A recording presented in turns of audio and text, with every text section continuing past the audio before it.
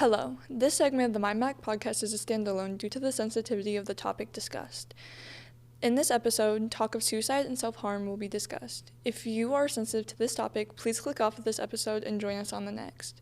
If you or anyone you know is struggling, please do not hesitate to reach out for help. The National Suicide Hotline number is 988, which you can call or text at any time. And if you are in immediate danger, always contact 911 first. Thank you.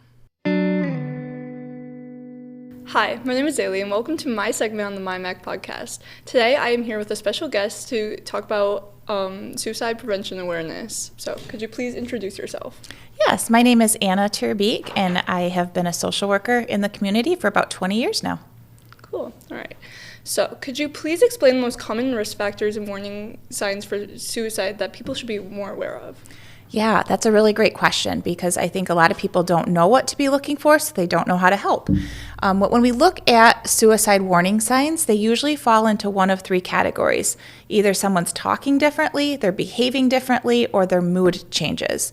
So when we think of that talk, we hear somebody talking about suicide, maybe talking about being a burden to others or feeling trapped or having no reason to live. Those would be some of those warning signs. I kind of think of them as invitations that somebody's just putting out feelers like who's really listening, who's going to cue in on this. And I think there's a myth that says, well, if I ask somebody if they're feeling suicidal, I'm just going to put that idea in their head. But really that is a myth. One of the best ways we can prevent suicide is by noticing that somebody's hurting and asking those questions. So if we notice somebody talking differently, we want to be really cued into that.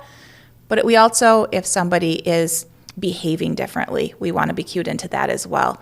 So things we might see, behavioral changes, maybe somebody withdrawing from activities or just not returning phone calls or not wanting to hang out with their friends or giving away prized possessions. With teenagers in particular, I've seen kids give away passwords to social media thinking, well, I'm not going to be around any longer, so I want somebody else to be able to have this. And then we're looking for some of those changes in mood. Somebody just seeming really down, depressed, anxious, maybe showing signs of humiliation or irritability. When that seems like a sudden change for that person, you know your friends, and if they seem to be acting differently, we want to stop and ask further questions. We're not going to make them feel more anxious or put those ideas in their head. If they're feeling that way, they want somebody to ask. They want somebody to care about them. Absolutely. And what are some of the challenges and misconceptions surrounding suicide that you've encountered in your work, and how do you address them? It's a good question. I think there's some myths on both sides, both for the community, but also for the person experiencing a mental health issue. On the community side, part of that misconception or myth is feeling like, well, this is none of my business and I shouldn't ask somebody about this. If I do ask somebody about this, I'm just getting in their business. That is a myth. One of the ways we can prevent that is by opening up that conversation. One of the best ways to prevent suicide, like I said, is having somebody respond to somebody in that authentic, caring, compassionate way. But on the flip side, for the person experiencing a mental health crisis or feeling suicidal, I think one of the biggest misconceptions is that there's no hope, there's no help for me, this is how my life's going to be forever. And research shows us that with treatment, 70 to 90% of people with suicidal thoughts do get better, but we need to get them connected with that help and that treatment because it's probably not going to go away on its own, but there are other options, and we really want people to start seeing that there are other choices and there is help and hope available for them. And so are there any specific strategies or approaches that schools specifically can implement to promote the talk of mental health and reduce suicide rates? And what have you seen work if you've had any? Yeah, there's a lot of great things that schools can do. Biggest thing is just make sure that students know how to get that help. One of the protective factors is actually just having somebody have awareness of and access of how to get mental health treatment. So anything that schools can do to make sure that maybe in the bathrooms they have the 988 suicide prevention line number. We always know how to get in contact with our social worker or counselor here at school if we need help, that we have resources posted around. And then make this conversation something that's normal. A lot of schools have really great programs like OK to Say or Be Nice that really promote, hey, if I'm concerned about my friend, here's how I get them help and here's how I talk to them. We want to really validate those students that bring forth that information, because if my friend tells me that they're feeling suicidal and says, please don't tell anybody, that is never a secret that we want to keep. If somebody is at risk and my friend is going to be hurting, I want to go tell an adult. Even if I'm breaking my friend's trust, I'd rather have that friend angry at me than have them hurt in any way. So for schools, just increasing that culture of let's help each other and let's support each other. And if we notice something about our friend, this is how we get help for that person. And here's the access and the resources that we can turn to get that friend to help. Absolutely. And then in your opinion, what role does social media specifically play in the rates of suicide? That is a very emerging topic in research right now. The Surgeon General just put out a warning saying that this needs to be studied further. Social media can be a great tool, especially during COVID when we were all shut in and we couldn't talk to each other and be physically present. It was a great way to connect with our friends and see what was going on. And it can be great in the sense that when people feel a sense of belonging and community, their suicide risk is less. So if we can be connected on social media and say, oh, I met you at school. I had no idea that you liked this activity and that's like me, and then we can connect. But on the flip side, there's times when social media can be really detrimental as well. It's really easy to compare ourselves to others. Everyone puts the best of themselves on social media.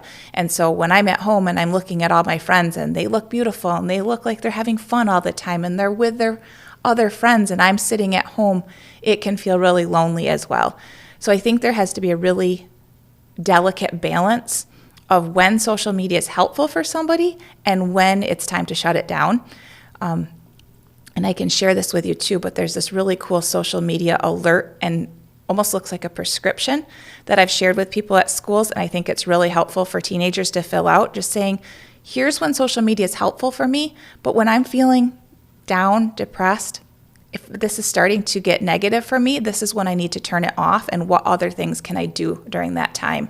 Because we want to have those connections, but we want them to be real, authentic connections, and if it's strictly a connection on social media, that's not always healthy. The other downfall to social media is that unfortunately bullying happens there.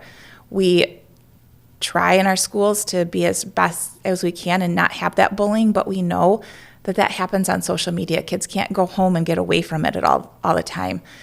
And there's times when kids have made a mistake, but then people post it on social media and it feels huge. And it's hard to move beyond that. And I think what's really important is for teenagers in particular to remember there is, no matter what the mistake was, no matter what is out there, there is always a way out. There are adults that are around that are willing to walk with you and figure it out with you. It doesn't have to be the end just because something got posted on social media about you or somebody's bullying you. It feels like forever right now, but there are always people that are there to help. We just need to find them, which isn't always easy when you're in that space. Yeah. But and then for those who have tuned into this podcast and are feeling ready to talk about their experiences to somebody, what are resources that are easily accessible that they can reach out to? Great question. One resource that's available 24 hours a day is by calling the Suicide Prevention Hotline. That is a 1-800 number. It's 1-800-273-TALK. Or you can text 741-741. You can text any word to that and get the conversation started. Or as of July of last year, 988 is available, which directly connects you to that suicide prevention lifeline. You can call 988 from any number, or you can text 988 from any cell phone and get directly connected. That is a great resource because it's always available.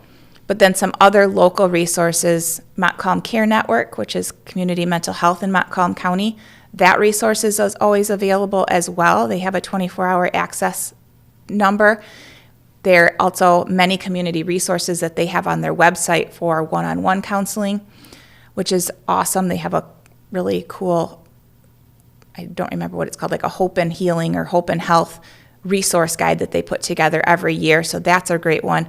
But also talking to a counselor or social worker at school, great option. If you're feeling like you need some extra help, they are there and help and are able to help prepare you for whatever you need.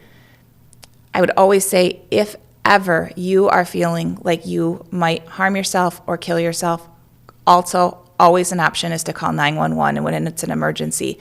Police officers are there. They will help you get to the next level of care that you need. Never hesitate to reach out to somebody. You matter. Your life matters. We want you here tomorrow. And if you have a friend who's struggling, like I always say, I would rather have an angry friend than a dead friend. If a friend tells me something, even if they tell me not to tell anyone, I would rather break that person's trust and go and get them the help that they need than have them lost to suicide. Just saying, hey, let's call 988 together. Let's sit and do this together, or I'm going to stay with you. If you are concerned about somebody, don't leave them alone. Make sure that they are with you or another trusted adult so that we can get them to the help that they need. Absolutely. Thank you, Anna, for coming on to the My MACC podcast today, and thank you for all the helpful information that you've shared. And we will see you next time. I hope you enjoyed this episode of the My MACC podcast, and we hope to see you on the next. Thank you.